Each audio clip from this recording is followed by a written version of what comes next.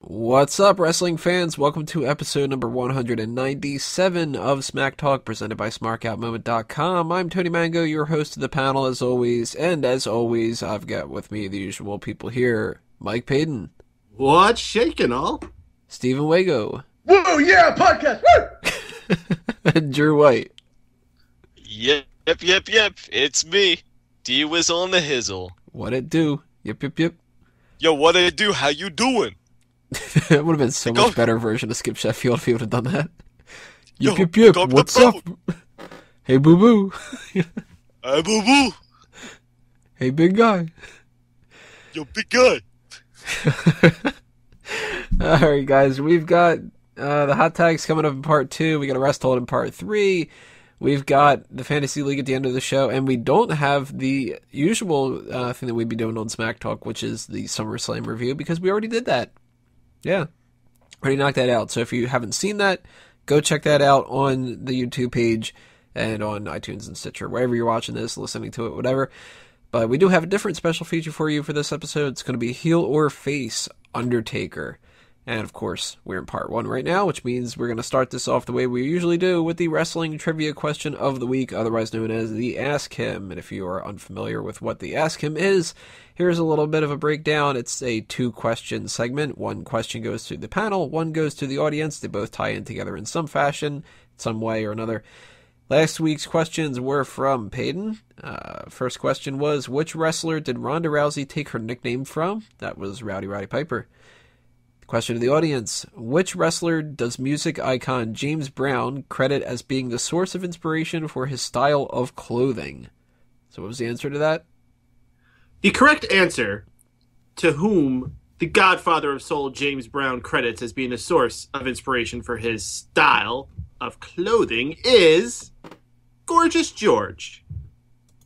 Yes, the fancy robes with all the sequins and all that on it. James Brown saw him on his television, and he said, "Oh, Lord, I gotta dress like that, and I'll feel good." That was terrible. So I got that one wrong. I thought it was Ric Flair, but let's see who said what. Not many comments this week, by the way, guys. Disappointed.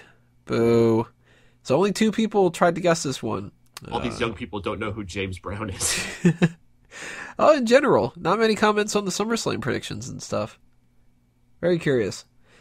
Mono Apex says, definitely not Sheamus, obviously, because then Tony wouldn't remember his fucking lyrics. Oh, okay, I get it now. I was like, wait, what? And unfortunately, I wasn't able to pay $25 last week, so I guess I don't get my first Ask Him right. Sigh. And I'm rooting for Cena at SummerSlam. Sigh. And I'm hungry. Sigh. 3 bad things to be dealing with here. Not getting an Ask Him, rooting for Cena, and being hungry. Definitely sighs on those. Declamackery says, well, with all that style he's got, it's so obvious his clothes are based off of Eric Rowan. Duh. That counts, right? I mean, if James Brown came out with massive wedgies and a sheet mask, sure. I'm pretty sure I saw James Brown wear a janitor's outfit. I'm sure he did at some point in his life.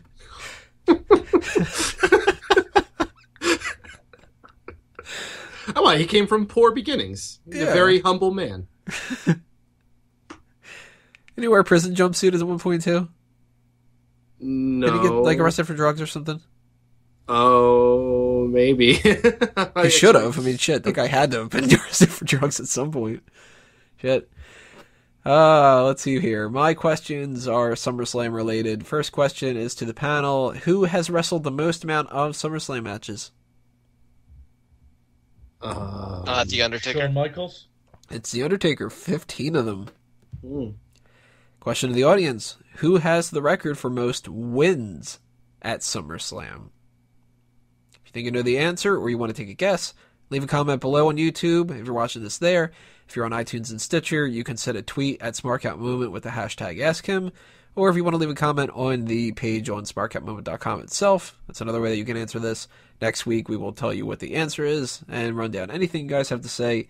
And we're going to continue on with part 2, the hot tags, so stay tuned. If you're on iTunes and Stitcher, you don't got to do anything. But if you're on YouTube, all you got to do, click on that next video. That's it. And we'll be right back.